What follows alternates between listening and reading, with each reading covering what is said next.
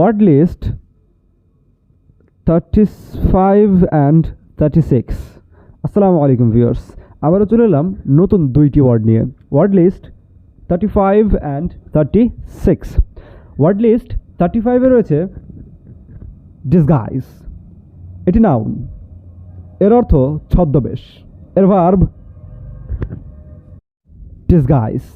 Noun and verb একই বানান। Disguise এর অর্থ ছদ্মবেশ ধারণ করা। এর অ্যাডজেক্টিভ ডিসগাইজড, জাস্ট ডি যোগ করে দিতে হবে। Disguised, disguise, disguise, disguised.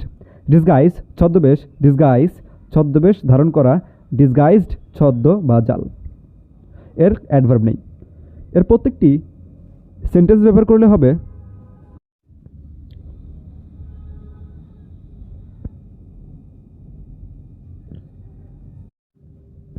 He appeared among us in the disguise of a famous person.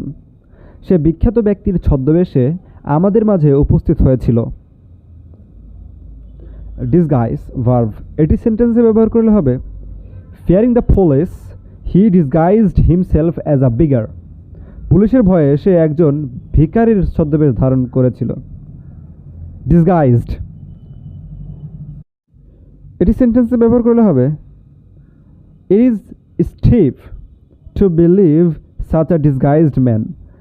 এমন ছদ্মবেশী মানুষকে বিশ্বাস করা কঠিন। Word list 36। নাউন জেনারেশন, এর অর্থ প্রজন্ম, উদ্ভব। ভার্ব জেনারেট, এর অর্থ ঘটানো, উৎপাদন করা।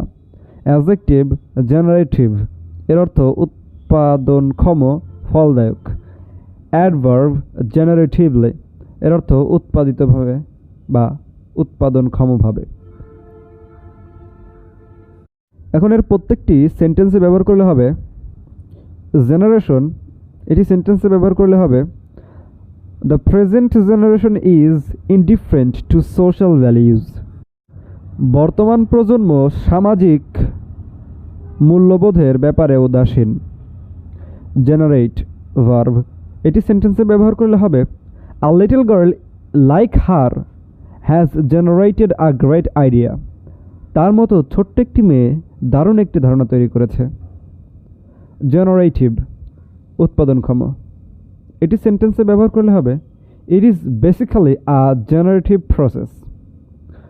এটা মূলত একটি উৎপাদনক্ষম প্রক্রিয়া। জেনারেটিভলি। এটি সেন্টেন্সে ব্যবহার করলে হবে its price is generatively all about 100 টাকা। উৎপাদিতভাবে এটির মূল্য প্রায় 100 টাকা।